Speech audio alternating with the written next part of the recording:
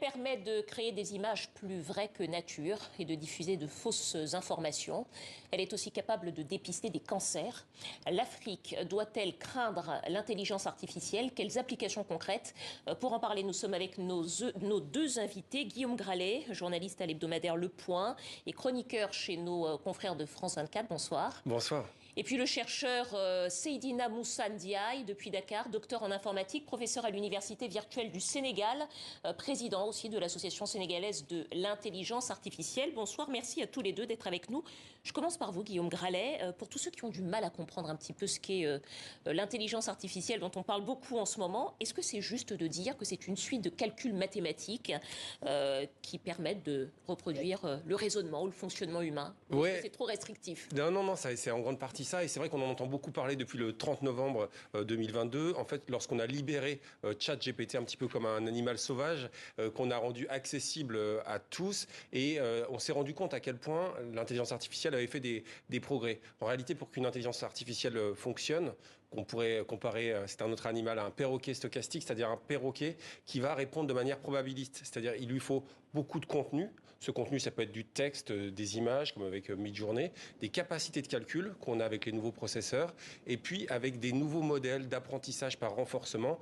Par exemple, on peut avoir du contenu qui nous semble véridique. Je dis bien qui nous semble, parce que c'est pas toujours vrai. Il y a ce qu'on appelle les hallucinations, c'est-à-dire des mensonges, des tromperies ou des erreurs de l'intelligence artificielle. Alors on va voir ça concrètement un petit peu tout à l'heure, mais concrètement, ça fonctionne comment et c'est quoi les applications?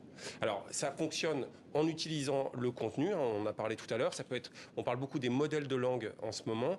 Des modèles de langue, c'est pour cela, peut-être qu'on en parlera tout à l'heure, que l'Afrique a une vraie carte à jouer, parce qu'il y a plus de 2000 langues qui sont parlées ou écrites sur le continent. Et ces modèles de langue vont permettre, en réalité, de donner l'impression, lorsque vous écrivez à ChatGPT, hein, c'est encore accessible à tous aujourd'hui, eh bien vous avez l'impression qu'il vous répond. Ça peut être de manière écrite, mais également, je le disais tout à l'heure, des images avec Midjourney, de plus en plus des vidéos, comme avec des logiciels comme Runway, et bientôt des jeux vidéo. On a ce qu'on appelle cette intelligence artificielle générative qui va puiser dans toute une foule de contenus qui sont accessibles gratuitement ou non.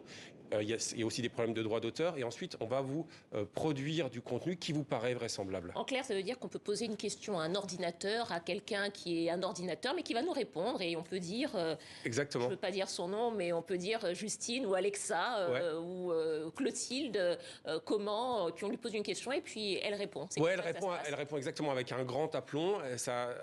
Elle répond avec... elle sait énormément de choses. On peut aussi lui proposer, lui demander de résoudre des équations mathématiques, ça fonctionne très bien, ou même de ranger des fichiers Excel, même de nous aider à préparer des présentations. Voilà, on est à l'ère des robots et des ordinateurs qui parlent. Seydina Moussa Ndiaye, vous êtes le président de l'Association sénégalaise de l'intelligence artificielle. Alors, qu'est-ce que l'Afrique, précisément, peut attendre de ça, de l'intelligence artificielle ? Oui, tout à fait. Merci pour l'invitation d'abord et puis merci pour la question. Donc l'Afrique, en fait, peut attendre comme le monde entier, en fait, quoi, de l'IA, parce que l'IA est une technologie qui est une nouvelle technologie qui peut servir le monde dans sa globalité. Et l'Afrique, effectivement, peut en profiter pour d'abord répondre à ses propres problématiques, donc qui sont des problématiques quoi, de développement, et également mieux se faire connaître, en fait, c'est-à-dire à travers tout ce qui est langage quoi, mais naturel, rendre ces langages beaucoup plus accessibles partout à travers le monde et permettre aux communautés qui n'avaient pas la voix d'avoir la voix, parce que avec ces outils qui permettront une traduction automatique, ça donnera la possibilité à tout le monde quoi, mais d'entendre la voix de l'Afrique. Alors pardonnez-moi, je vous repose peut-être la question un petit peu différemment, parce que c'est un sujet qui reste encore très technique pour beaucoup de personnes. Concrètement, qu'est-ce que monsieur et madame tout le monde peuvent attendre de l'intelligence artificielle? Qu'est-ce qu'ils pourront lui demander? Qu'est-ce qu'ils pourront obtenir de cette intelligence artificielle? Ça dépend. Donc, si vous posez cette question orientée, c'est comme si l'intelligence artificielle était un oracle quelque part et que les Africains allaient, comme le reste du monde, demander des choses. Est-ce qu'on a des exemples concrets? En fait, l'intelligence artificielle n'est pas un oracle, c'est-à-dire qu'il existe de foultitudes de systèmes.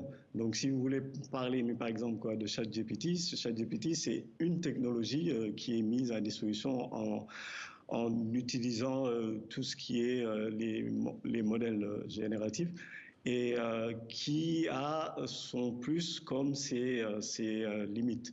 Donc ça peut être utilisé en fait mais comme le disait le collègue sur le plateau, pour accompagner dans la vie de tous les jours, pour répondre à certaines questions. Mais le danger, c'est de bien connaître ses limites, parce que c'est comme le disent certains chercheurs, le risque en fait, c'est que cette IA-là peut créer quelque chose qui est complètement faux. Donc, croire tout ce que dirait ChatGPT peut être une erreur. Et je pense que les Africains doivent comprendre comment ça marche pour mieux pouvoir l'utiliser, voir ses points positifs et ses points négatifs. Alors justement, ce point, on va le voir en particulier, puisqu'aujourd'hui, l'intelligence artificielle est redoutée, notamment parce qu'elle permet de créer des images plus vraies que nature et de diffuser de fausses informations, ce qu'on appelle les fake news. On regarde ça tout de suite avec son reportage de Christelle Pire. Donc, un vieil homme africain dans un style rococo, flamboyant. En quelques minutes, la plateforme génère des photographies ultra réalistes à partir de quelques mots. Après des heures et des heures d'apprentissage, Edith Brou connaît désormais ces interfaces d'intelligence artificielle presque sur le bout des doigts. C'est dommage, je vais dire, mais j'ai plus besoin d'un web designer, J'ai plus besoin d'un CRIA ou d'un infographe pour le faire. Je peux le faire moi-même après 6 mois d'utilisation. Je suis capable de le faire pour mes projets clients, en fait, et pour moi-même. Donc, je l'utilise au quotidien de façon professionnelle, dans mes présentations PowerPoint, dans les conférences que j'organise aussi, donc pour illustrer mes conférences. Une révolution numérique et beaucoup ne veulent pas passer à côté. Artistes, passionnés, professionnels sont venus assister à cette masterclass pour se former. Ce n'est même pas une question de il faut ou il ne faut pas. C'est quelque chose que nous avons créé et qui nous aide. La limite, c'est la créativité. Donc la créativité sera toujours au centre, c'est-à-dire la capacité pour l'être humain à utiliser son cerveau pour visionner des choses qui ne sont pas encore existantes et donner vie à ces choses-là grâce à un pinceau. Aujourd'hui, on peut le faire grâce à un outil numérique. Je pense qu'il ne faut pas cracher là-dessus. L'intelligence artificielle fascine autant qu'elle inquiète. Donc on a l'impression que Macron s'est fait arrêter par les manifestants. Avec ces images ultra réalistes, difficilement détectables et très rapidement produites, le risque de désinformation est amplifié. Même si des logiciels de détection apparaissent, pour Cyriaque Bougou, il faut surtout sensibiliser à l'éducation aux médias. Ce développement critique-là, c'est d'emmener tout le monde à douter de tout au premier coup. C'est-à-dire, je reçois une information, mon premier truc, au lieu de le partager, au lieu de le véhiculer, d'être un vecteur d'amplification de cette fausse nouvelle, c'est de m'interroger. Déjà, cette nouvelle, est-ce qu'elle est vraie? Cette photo, est-ce qu'elle est vraie? Est-ce qu'elle n'a pas été prise par une IA? Un regard critique indispensable pour ne pas tomber dans le panneau des intelligences artificielles. Guillaume Gralet, comment est-ce qu'on fait pour détecter des images qui ont été créées par l'intelligence artificielle? Le problème, c'est qu'on peut de moins en moins le faire. C'est-à-dire qu'au début, il y avait des problèmes, par exemple, sur les mains, sur des visages qui étaient mal terminés, il manquait une oreille, par exemple. De plus en plus, lorsqu'on parle de Midjourney, DALL-E, des générateurs d'images, en réalité, Stable Diffusion, on voit de moins en moins la différence. On voit que les progrès sont assez exponentiels. Et pour revenir à votre question tout à l'heure, on a des applications extrêmement positives. L'IA peut permettre de prédire l'apparition de certaines maladies, puisqu'elle va étudier énormément de data et elle va être très utile. C'est également très possible en agriculture. Et puis il y a des initiatives africaines comme Massakane, qui est un petit peu le ChatGPT africain qu'il faut absolument encourager, avec un collectif de chercheurs comme Indaba. Mais effectivement, il faut développer, vous le disiez très bien dans le sujet, notre esprit critique, savoir que tout ce qui apparaît, qui peut paraître vrai, n'est pas forcément vrai. Il faut véritablement s'interroger notamment sur les sources. Monsieur Ndiaye, on l'a vu, c'est très difficile de repérer les images vraies et puis les images faussement vraies créées par l'intelligence artificielle. Comment est-ce qu'on peut faire pour préserver ou en tout cas pour former les populations à cet esprit critique? Oui, mais tout à fait. C'est important d'avoir cet esprit critique-là, mais également l'éthique aussi dans l'utilisation en fait quoi de l'intelligence artificielle. De plus en plus, avec une technologie comme ChatGPT, si on ne prend garde, on aura tendance à vouloir faire un peu de facilité en demandant à ChatGPT de faire un travail from scratch et puis de l'utiliser quoi, mais tel quel, sans repasser dessus, voir ce qui peut être vrai ou faux.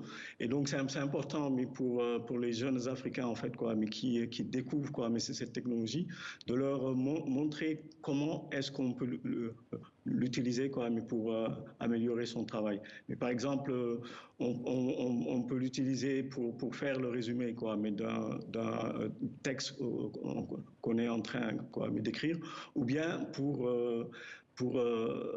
découvrir une thématique globale et après voir, mais pour la creuser, on peut aller beaucoup plus en avant en allant sur Internet et puis en faisant une recherche complémentaire. Merci. Donc, l'utilisation peut être importante. Merci à vous, Monsieur Ndiaye. Je vous pose la dernière question, Guillaume Gralet. Est-ce que vous diriez que l'intelligence artificielle, même si on a compris que c'est encore en formation, qu'on peut en avoir peur, mais qu'elle est aussi porteuse d'espoir sur beaucoup de sujets, est-ce que vous diriez que c'est une sorte de nouvelle révolution industrielle pour le continent? Ah oui, c'est sûr.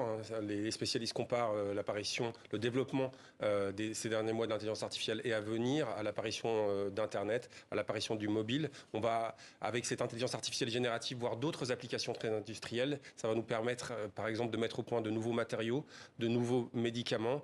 Tout ceci, l'intervenant tout à l'heure le disait très bien, de Dakar, il faudra s'appuyer sur une recherche la plus ouverte possible pour savoir comment est fabriquée cette IA. Avec des garde-fous. Merci beaucoup à tous les deux. C'est la fin de ce journal. Demain, vous retrouverez Namouri Dosso. À vendredi.